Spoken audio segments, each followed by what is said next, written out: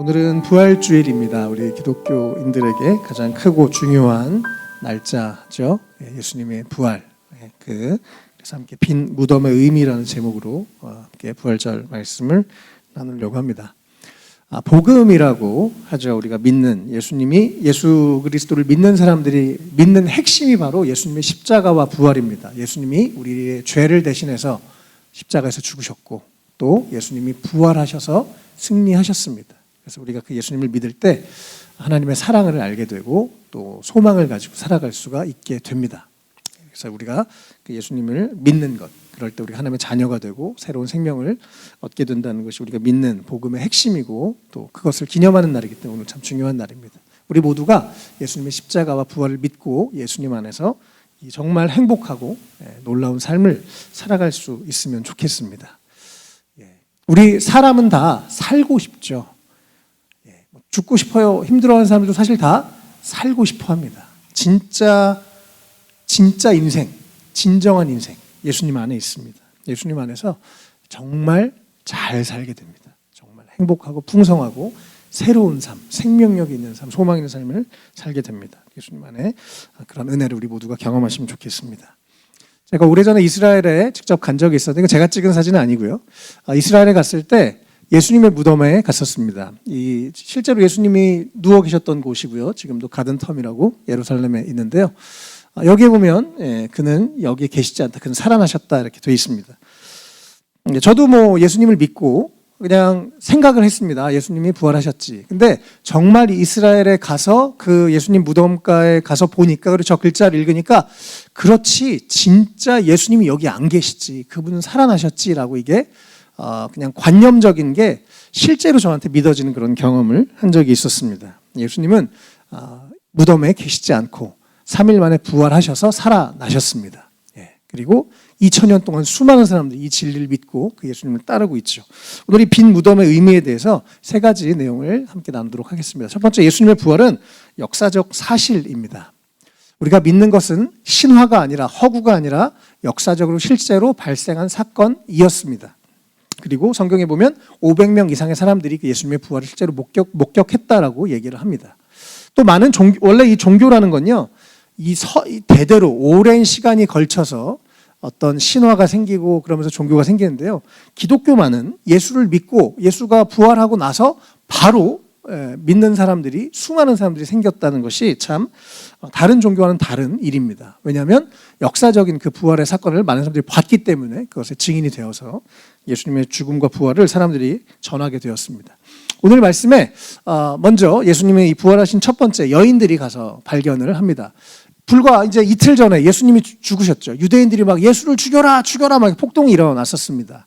그래서 사실은 가만히 생각해 보면 남성들이 그곳에 가기가 참 두려웠을 상황이었습니다. 그런데 참 재미있게도 그 당시에 사실 사회적으로 별로 이렇게 존중받지 못했던 여인들이 먼저 예수님의 부활의 목격자가 됐다는 게 참 재미있고 의미 있는 일입니다. 어쨌든 일요일 날 아침에 몇몇 사람들이 예수님 무덤으로 갔습니다. 그런데 가보니까 무덤이 돌이 열려 있고, 아까 이 무덤 보셨죠? 원래는 아주 큰 돌을 앞에서 이렇게 밉니다. 여성들이 밀 수 없는 아주 큰 돌이었는데요. 그게 비어 있었습니다. 그래서 안에 들어가 보니까 3절에 예수님의 시신이 없었어요. 왜냐하면 예수님은 부활하셨기 때문에 그렇죠. 그래서 이 여인들이 이게 뭐야? 당황하고 있는데 눈부신 옷을 입은 두 남자가, 천사들이 말을 합니다. 5절에 어찌하여 너희들은 살아계신 분을 죽은 사람들 가운데서 찾고 있느냐? 천사들이 말합니다. 아주 중요한 말입니다. 예수님은 죽은 사람들 가운데서 더 이상 계시지 않고 살아나셨기 때문에, 그래서 그렇게 천사들이 말을 하죠. 그리고 나서 천사들이 그 예수님에게 얘기합니다. 그분은 여기 계시지 않고 살아나셨다.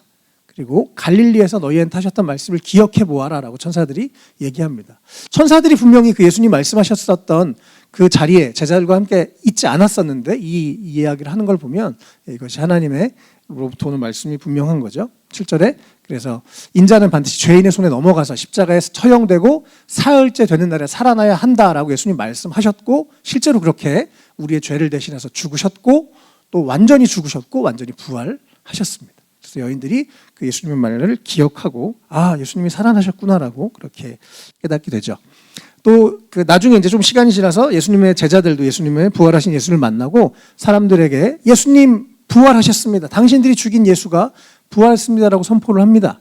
그때 유대인들이 절대로 예수의 이름으로 이런 얘기 하지 말아라라고 명령을 하는데 베드로와 요한이 20절에 우리는 보고 들은 것을 말하지 않을 수 없습니다라고 얘기를 합니다. 그들은 보고 들었어요. 예수님이 부활하셨다는 사실을. 그렇기 때문에 그것을 증언했던 거죠. 이들이 없었던 얘기를 한 것이 아니라 실제로 봤던 것을 증언했던 것입니다. 예수님의 그래서 부활은 역사적인 사건이었습니다. 실제적인 사건이었고 2000년 전에 예수님 부활하셔서 지금까지 수많은 사람들이 그분을 믿고 따르는 일들이 일어났습니다. 그래서 우리가 이 빈 무덤을 생각하면서 예수님이 저곳에 계시지 않고 부활하셨지, 실제로 부활하셨지라는 것을 기억하시면 좋겠습니다. 두 번째, 빈 무덤의 의미는 죽음은 더 이상 우리를 지배할 수 없다는 의미를 가지고 있습니다. 무덤이 비어 있고 이제 우리와 죽음은 상관이 없습니다. 예수 믿는 사람들은 그래서 더 이상 죽음에 대한 두려움을 갖지 않게 됩니다. 엄청난 소망의 이야기죠. 사도행전 2장 24절에 하나님께서는 그를 죽음의 고통에서 풀어 살리셨습니다. 그가 죽음의 세력에 사로잡혀 있는 것은 있을 수 없는 일이기 때문이다 이렇게 말씀을 합니다. 그 하나님, 세상을 창조하신 하나님, 또 예수님은 이 땅에서 죽음의 세력에 잡혀일 수 있는 분이 아니셨습니다. 그래서 그분은 승리하시고 죽음의 권세를 이기시고 사탄의 권세를 이기시고 부활하셨습니다. 네. 아멘. 그래서 우리가 믿는 그 예수님이 먼저 앞서서 그렇게 하셨기 때문에 우리도 그분을 따라서 부활을 할 것이고 또 영원한 생명을 갖게 될 것이고 이미 그것을 예수님 안에서 소유하게 되었습니다. 그래서 죽음이 우리를 사로잡을 수가 없다고 얘기합니다. 예수님이 하신 다른 말씀에도 이렇게 말씀하세요. 나는 부활이고 생명이니 나를 믿는 사람은 죽어도 살고 살아서 나를 믿는 사람은 영원히 죽지 않을 것이다 라고 말씀하십니다. 우리가 살아서 예수님을 믿으면 우린 영원히 죽지 않게 됩니다. 그래서 우리가 언젠가 우리가 숨을 거두고 우리의 몸이 육체 흙으로 돌아갈 뿐이지 우리의 영혼은 영원히 주님 앞에 살아있게 될 것입니다. 우리가 비록 우리의 몸은 죽지만 우리는 영원히 사는 존재가 되었습니다. 또 이게 그냥 지금 살긴 사는데 내가 이 목숨을 붙어서 살긴 하는데 내 인생 참 힘들고 어려운데 이거 계속 살아서 무슨 의미가 있어요 이렇게 생각할 수 있고 저도 그렇게 생각을 했었습니다. 처음에는 예수님을 믿고 나서 감사하긴 한데 근데 별로 내 인생이 안 행복한데 이게 오래 사는 게 의미가 있나? 오히려 고통스러운 거 아닌가 그런 생각을 했었습니다. 그런데 아니요, 예수님 안에서 아예 퀄리티가 다른 새로운 삶을 살게 되는 것입니다. 그분의 생명력이 우리 안에 들어와서 계속 우리를 살리고 새롭게 하고 그 우리 안에 있는 죽음과 어둠과 죄의 그 권세들을 예수님께서 계속 물리치시고 우리를 새롭게 하시고 밝게 하시고 변화시키시고 새롭게 하셔서 우리가 죽음의 어둠에 갇혀있지 않게 됩니다. 그래서 예수를 제대로 믿으면 우리가 생긴 거는 다 세상의 기준과 다르게 다양하게 생길 수 있죠. 그런데 얼굴이 다 표정이 좋아져요. 밝아져요. 왜요? 예수님의 그 생명이 우리를 지배하고 있기 때문에 그렇습니다. 우리 안에 그 죽음의 기운이 아니라 이제 빛의 기운이 생명과 소망의 기운으로 가득 찬 삶, 예수님을 따르는 그런 삶 우리도 함께 살고 또 누렸으면 좋겠습니다.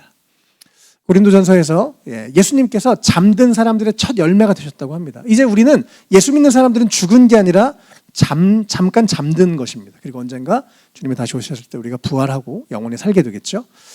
예수님이 첫 열매가 되셨고 우리는 그분을 따르는 열매들이 되었습니다. 아담을 통해서 죽음이 시작되었던 것처럼 22절에 그리스도 예수님 안에서 우리 모든 사람들이 살아나게 되는 그런 소망을 갖게 되고 우리가 그 소망을 가지고 살아가게 됩니다. 죽음이 더 이상 우리에게 아무런 영향력을 줄 수도 없고 두려움을 줄 수도 없다는 것 꼭 기억하시고 예수님을 꼭 붙잡으시고 우리 안에 소망과 또 생명으로 살아가는 우리 모두가 되면 좋겠습니다. 마지막 세 번째, 예수님 안에서 우리도 새로워질 수가 있다는 것 너무너무 중요합니다. 그래서 이 부활은 그냥 관념이 아니고 종교가 아닙니다. 예수님 안에서 우리 모두가 새로워질 수 있다는 사실 꼭 기억하시고 믿으시면 좋겠어요. 정말 예수님 안에 생각이 바뀌고 삶이 바뀝니다. 긍정적이 되고 소망을 갖게 됩니다. 9절에 아까 여인들이 이 무덤에 가서 무덤에 예수님이 안 계시네. 그리고 천사들의 말을 듣고 나서 무덤에서 이제 안 계시니까 예수님 원래 장례 지내러 갔다가 다시 돌아와서요. 9절에 11제자와 그 밖에 모든 사람들한테 이 사실을 알렸습니다. 여러분, 예수님이 안 계세요. 예수님이 부활하셨어요. 라고 이 여인들이 이제는 먼저 그 비어있는 무덤을 보고 예수님의 부활을 알리기 시작한 사람들이 됐습니다. 그래서 여러 여인들의 이름이 나오죠. 이 여인들이 함께 목격을 하고, 한 명이 말을 지어낸 게 아니라 여러 명이 함께 목격을 하고, 이 예수님이 부활하셨어요, 살아나셨어요 라고 말을 하기 시작했어요. 이 여인들이 그래서 부활의 첫 증인들이 됐습니다. 이 여인들의 삶의 목표와 방향이 바뀐 거예요. 옛날에는 그냥 예수님을 따라다니던 여인들이었어요. 그런데 이제는 부활을 전하는 사람들이 됐습니다. 이 여인들이 먼저 예수님을 그 부활을 알고 전하게 됐던 거죠. 이 변화가 참 놀랍습니다. 재밌게도요, 11절에 이 여인들은 가서 봤잖아요. 그러니까 예수님 부활했다니까요 그랬는데 안 계신다니까요. 분명히 우리가 장례진에 돌아가신 거 다 봤는데 안 계신다니까요. 근데 11절에 사도들은 이 말을 어떻게 들어요? 어처구니 없는 말로 듣습니다. 왜냐하면 안 가봤으니까, 못 봤으니까, 경험하지 못했으니까 어처구니 없게 이 말을 듣습니다. 그래서 여자들의 말을 믿지 않습니다. 지금도 그렇습니다. 저는 예수님을 믿었어요. 예수님의 부활을 경험했어요. 제 인생에 너무 많은 변화를 경험했어요. 사람들에게 전도하고 말합니다. 어떤 사람들은 어처구니 없이 받아들입니다. 진짜야? 예수가 진짜 2000년 전에 부활했어? 당신의 삶이 진짜 변화됐어? 근데 저는 경험했잖아요. 먹어보니까 이게 진짜잖아요. 그러니까 전하는 건데요. 처음에 이 사도들은 어처구니 없이 받아들였습니다. 근데 재밌게도 어처구니 없이 받아들이던 사람 중에 베드로는 그 말에 영향을 받고 무덤으로 간 거예요. 그래서 진짜 예수님 안 계신가? 굽혀보니까 진짜 안 계시네? 그런 거죠. 그러면서 그는 일어난 일을 이상히 여기면서 집으로 돌아갑니다. 이상하다. 분명히 돌아가셨는데, 분명히 죽었는데 안 계시네. 이 베드로의 또 심지어 얼마 전까지 예수님을 이렇게 배반하고 했었던, 부인했던 사람이었잖아요. 베드로의 이 아주 얼어붙은 마음에 균열을 내기 시작하는 일들이 이 여인들의 말을 통해서 시작한 것입니다. 이해가 되죠? 그리고 나서 그런가? 진짜 부활하셨나? 그리고 이제 나중에 예수님을 베드로가 만나고 나서 진짜 부활하셨네. 그리고 이제 그의 인생이 이 여인처럼 바뀌어서 여러분, 예수님 부활했습니다, 목숨을 걸고 전하는 사람이 됐습니다. 이렇게 부활하신 예수님은요, 그냥 우리가 막연하게 예수님 부활하셨어, 이거 너무 뜬구름 잡는 얘기 같고, 죽어서 나중에 부활하겠지, 이게 아니고요. 우리 삶에서 그 부활은 실제로 변화를 가지고 옵니다. 우리 삶 안에도 그런 변화가 일어나면 좋겠습니다. 오늘 아침에 우리 용인에서 이제 세례식을 했습니다. 감사하게 지금 우리 웰컴 처치가 시작되고 이제 4년 반이 됐는데요. 11명이 세례를 받았습니다. 참 감사하고 놀라운 일이에요. 오늘 그래서 우리 원래 믿던 형제들이긴 하죠. 우리 세 형제들이 세례를 받았고, 또 함께 예배를 드리는, 또 우리 감사하게 오늘 몇몇 분이 함께 가셔서 또 그 예배에 참여해 주셔서 감사했습니다. 오늘 이 세례 받은 형제가 간증을 했었는데 그거만 제가 읽고 마치겠습니다. 우리 형제가 원래 글을 쓰는 형제인데 글을 쓰는 게 더 좋아서, 그리고 이 형제의 간증이 또 우리 안에 위로가, 은혜가 되고, 또 우리가 그 간증을 듣고 우리의 마음도 변화되고 또 누군가에게 변화를 주는 그런 우리의 삶이 되면 좋겠습니다. 몇 년 전 명절날 고모댁에서 며칠을 보내고 집으로 돌아가던 날이었습니다. 저는 택시 안에서 하나님을 만나게 되었습니다. 그 전날까지도 그분을 믿는다고 거짓말을 한 사람이 말입니다. 이유는 단순하게도 그 무리 안에 당당하게 속하고 싶었기 때문입니다. 다 믿는 분들이라서 저도 예수 믿어요, 그냥 이렇게 말만 그렇게 했답니다. 그날 밤 제 바램과 별개로 선포까지 했지만 저는 잠들지 못하게 되었습니다. 고모께서 저를 아는 채 축복해 주셨지만 오히려 저를 더 불편하게 만들었습니다. 방으로 돌아와 이불을 머리끝까지 덮고 누워있던 밤, 저는 압도되고 말았습니다. 심장이 조여드는 느낌이었습니다. 저는 결국에 새벽에 인정하게 되었습니다.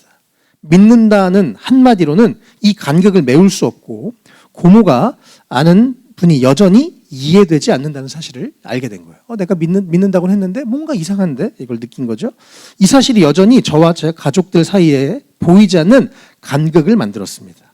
다음 날 믿는 사람들과 함께 있는 시간이 전혀 편안하지 않았습니다. 나는 그분이 나를 위해 십자가에 돌아가셨다는 이 문장을 제대로 마음에 받을 수 없었다는 사실을 재차 체감했습니다. 저녁이 되어 집으로 돌아가자는 말이 나왔을 때 저는 안도했습니다. 불편한데 이제 가지니까 감사한 거죠. 믿는다고 말은 했는데 마음은 내가 안 믿는다는 걸 확실히 알았던 거예요, 이 형제가.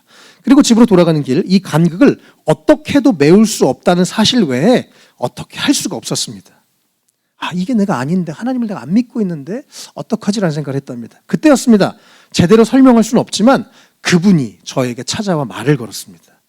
부정할 수 없을 정도로 분명하게 그분은 상상과 다르게 막연한 존재가 아니라 생생하고 살아있는 분이라는 사실을 온몸으로 체험했습니다. 이것은 제가 이전에 알고 있던 논리나 이론의 영역이 아니었습니다. 저는 분명 아침과는 다른 사람이 되어 있었습니다. 택시에 내려 집으로 가는 계단에서 그분이 성경 속 이야기로만 존재하는 분이 아니라 저와 실제로 관계를 맺는 분이라는 사실을 깨닫게 되었습니다. 내 걱정이 무색하게 하루 만에 저는 이 사실을 부정할 수 없게 되었습니다. 제가 노력해서가 아니라 그분이 먼저 저에게 다가와 주셔서, 그래서 저는 믿는 사람이 되었습니다. 나는 공동체에 속하고 싶어서 믿는 척했지만 결국 그 거짓이 무너졌고 이해하지 못하는 간극을 인정하는 순간 하나님이 직접 나를 찾아와 믿어야 하는 존재가 아니라 당신이 당연히 옆에 있는 존재로 바뀌었습니다. 이렇게 간증을 나눠주었습니다. 이렇게 예수님은 지금도 우리가 예수님을 찾는 사람들에게 찾아오십니다. 다양한 방법으로 찾아오셔서 우리의 마음에 평화를 주시고 기쁨을 주시고 우리 안에 이 어둠을 걷어내시고 사랑과 소망으로 우리를 채워주시는 분이십니다. 오늘 세 가지 함께 말씀을 나눴는데요. 빈 무덤의 의미에 대해서 나눴습니다. 예수님의 부활이 역사적 사실입니다. 또 죽음이 우리를 더 이상 지배할 수가 없고 우리 예수님 안에서 우리도 새로워질 수가 있다는 사실 여러분 꼭 믿으시고 이 믿음으로 살아가는 우리 모두가 되시면 좋겠습니다.